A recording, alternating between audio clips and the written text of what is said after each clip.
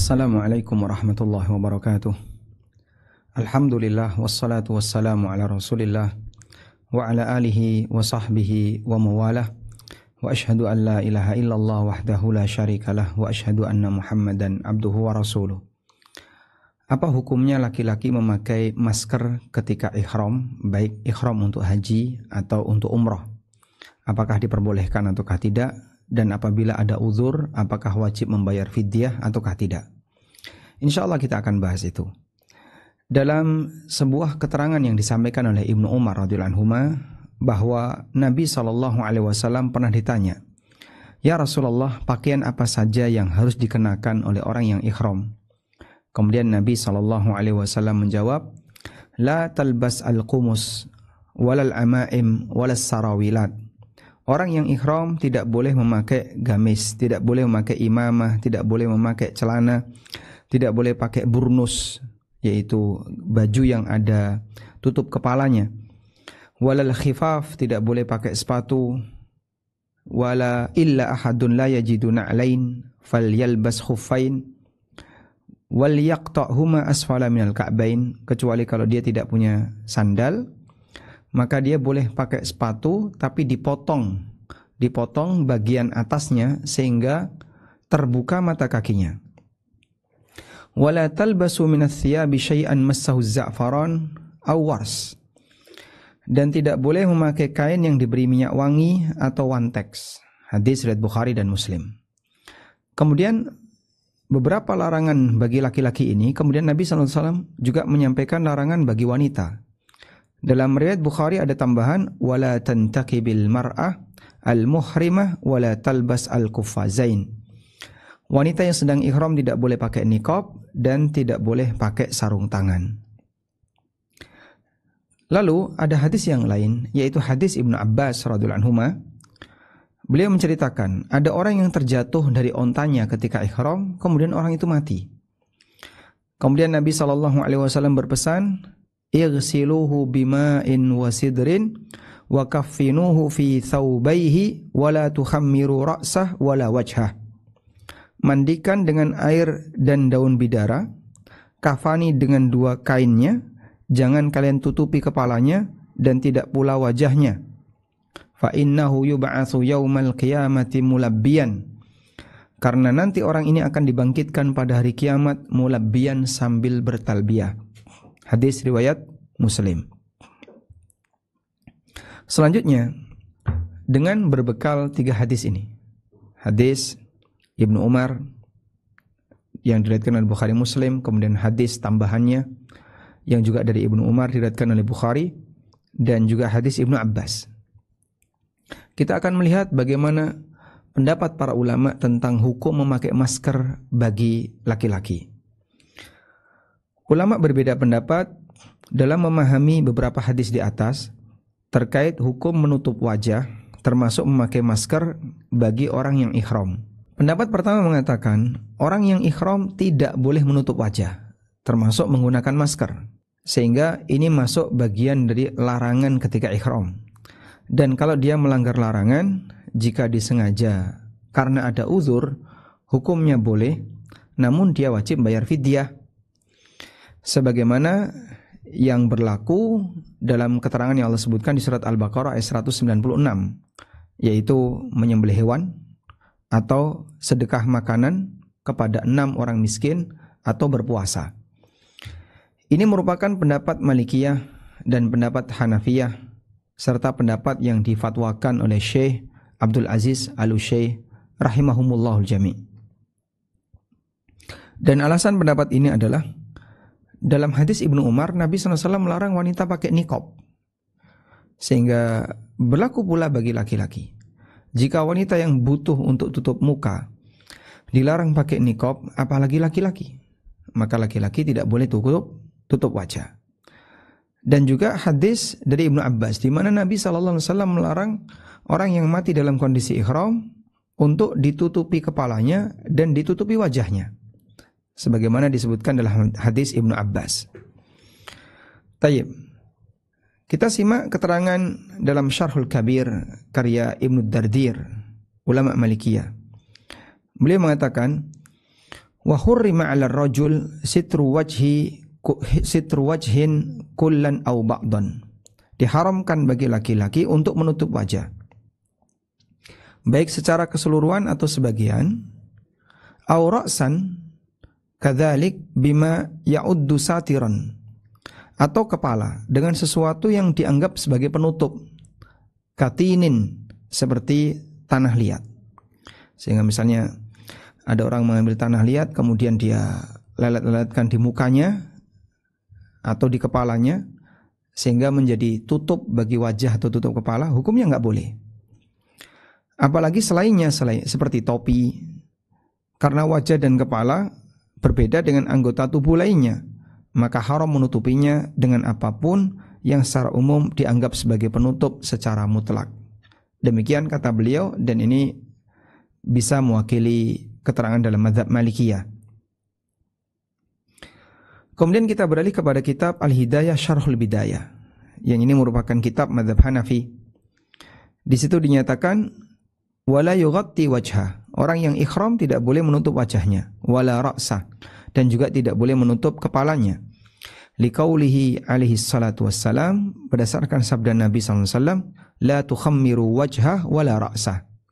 Orang yang mati itu jangan kau tutupi wajahnya dan kepalanya. Fa innahu yub'atsu yaumal qiyamati mulabbiyan, karena nanti dia akan dibangkitkan di hari kiamat dengan keadaan bertalbiyah, karena dia mati dalam kondisi ihram. Nabi SAW sampaikan ini fi muhrimin, untuk orang yang ihram, tufiya, yang meninggal dunia. Lebih dari itu, li'annal mar'a la tughatti wajhaha, wanita tidak boleh menutup wajahnya. Ma'anna fil kashfi fitnatan farrajulu bittariqi aula.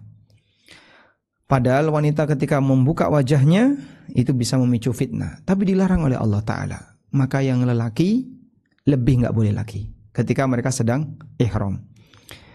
Ini pendapat dalam mazhab Malikiyah dan Hanafiyah yang mengatakan bahwa tutup wajah bagi laki-laki maupun perempuan hukumnya dilarang. Baik, sehingga kalau butuh gimana Pak? Misalnya orangnya alergi debu atau sensitif dengan debu dan seterusnya. Kalau butuh berarti ada uzur. Kemudian dia pakai masker. Hukumnya boleh karena ada uzur.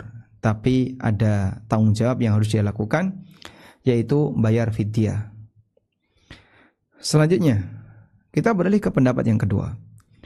Pendapat kedua mengatakan lelaki yang ihram baik umrah maupun haji boleh menutup wajah dan tidak ada kewajiban bayar fidyah. Ini merupakan pendapat mayoritas ulama, di antaranya Syafi'iyah dan Hambali. Alasan pendapat ini adalah bahwa dalam hadis Ibnu Umar tentang larangan-larangan pakaian yang dipakai ketika ihram itu sama sekali tidak menyebutkan tentang wajah. Untuk larangan bagi laki-laki, Nabi SAW menyebutkan nggak boleh pakai gamis, nggak boleh pakai burnus, tidak boleh pakai sarawilat, tidak boleh pakai qalanis, tutup kepala. Kemudian tidak boleh pakai khifaf, sepatu. Tapi beliau tidak menyebutkan penutup wajah. Sementara masyarakat Arab itu punya tradisi suka menutup wajah mereka. Apalagi ketika mereka melakukan perjalanan di padang pasir. Sehingga seperti yang Anda lihat ya, bagaimana penampilan orang dulu ya, yang diilustrasikan bahwa mereka dulu suka memakai tutup kepala, tutup wajah saat mereka melakukan perjalanan di padang pasir, berarti itu hal yang biasa.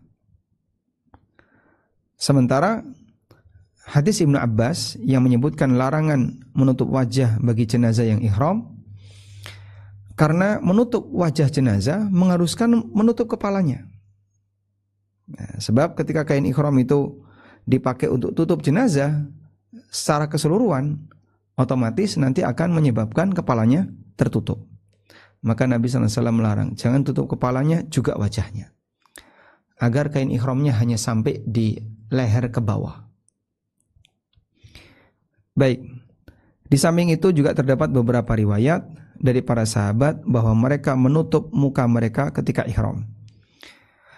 An-Nawawi rahimahullah mengatakan, madhabuna, madhab kami yaitu Syafi'iyah, annahu yajuzu lirrajuli al-muhrim sitru wajhihi wala fidyata alaihi wa bihi qala jumhurul ulama. Menurut mazhab kami, yaitu Syafi'iyah, dibolehkan bagi laki-laki yang sedang ihram untuk menutup wajahnya dan tidak ada kewajiban fidyah baginya, dan ini adalah pendapat jumhur ulama. Wahtajja ashabuna biriwayati Syafi'i an Sufyan ibn Uyainah, dan pendapat ini dianut oleh mayoritas ulama. Para ulama kami yaitu Syafi'iyah berdalil dengan riwayat dari Imam Asy-Syafi'i dari Sufyan ibn Uyainah, dari Abdurrahman bin Qasim dari ayahnya, anna Utsman ibn Affan wa Zaid bin Thabit wa Marwan ibn al-Hakam kanu yukhammiruna wujuhahum wa hum hurumun. Bahwa Utsman bin Affan, Zaid bin Thabit, dan dua ini sahabat. Lalu Marwan ibn al-Hakam, beliau hidup di zaman tabi'in. Mereka biasa menutup wajah mereka saat ihram. Wa hadza isnadun sahih, dan sanadnya sahih. Baik. Jika riwayat ini benar, maka cukup kuat untuk mengatakan bahwa penutup wajah, penutup muka bagi laki-laki yang sedang ihram dilakukan oleh sekelas khulafaur rasyidin, yaitu Utsman, dan dilakukan oleh Zaid bin Thabit, orang yang sangat paham tentang Al-Quran, karena beliau adalah penulis Al-Quran Nabi SAW. Kemudian juga Al-Buhuti, ulama Hambali, beliau mengatakan, "Lau ghattal muhrimu adz-dzakar wajhahu." Kalau orang sedang ihram, laki-laki, dia menutupi wajahnya, fayajuzu, hukumnya boleh. Ruya an Utsmana wa Zaid bin Thabit wa ibn Abbasin wa ibn Zubair wa ghairihim. Diriwayatkan bahwa Utsman, Zaid bin Thabit, Ibnu Abbas dan Ibnu Zubair serta ulama yang lain mereka melakukan itu. Wali annahu lam tata'allaq bihi sunnatut taqsir minar rajul, dan menutup wajah itu tidak ada kaitannya dengan sunnah motong rambut yang dilakukan oleh lelaki. Falam tata'allaq bihi hurmatut takhmir kabaki badani, sehingga tidak ada kaitannya dengan larangan untuk menutupi wajah sebagaimana umumnya anggota badan. Baik, ini keterangan Al-Buhuti, ulama Hambali, dalam Kasyaful Qina. Dan ada juga keterangan-keterangan yang lain seperti dalam Tarhut Tathrib dinyatakan zahiru qawlihi la tantakibil mar'ah ikhtisasuha. Makna teks dari sabda Nabi SAW, janganlah wanita pakai niqab, ini khusus bagi wanita. Wa anna ar-rajula laisa kadzalik, sementara laki-laki tidak seperti itu. Wa huwa muqtada ma dzakarahu awwalul hadis, dan ini sejalan dengan yang disebutkan di bagian depan hadis yang harus ditinggalkan oleh orang muhrim, orang yang sedang ihram, di mana Nabi SAW tidak menyebutkan penutup wajah. Baik, jika kita mengambil pendapat yang kedua ini, yang merupakan pendapat jumhur ulama, bahwa menutup wajah bagi laki-laki itu tidak dilarang, maka wallahu ta'ala alam, dalam hal ini bagi orang yang sedang ihram dibolehkan untuk memakai masker, baik ihram untuk kepentingan haji atau ihram untuk kepentingan umrah, dimulai dari miqat atau ketika dia mulai untuk melaksanakan haji dari hotel masing-masing atau dari Mina di hari Tarwiyah. Demikian, semoga yang kita sampaikan ini menjadi kajian yang bermanfaat. Wassallallahu ala nabiyyina Muhammadin wa ala alihi wa sahbihi wasallam. Wa akhiru da'wana anil hamdulillahi rabbil alamin. Wassalamualaikum warahmatullahi wabarakatuh.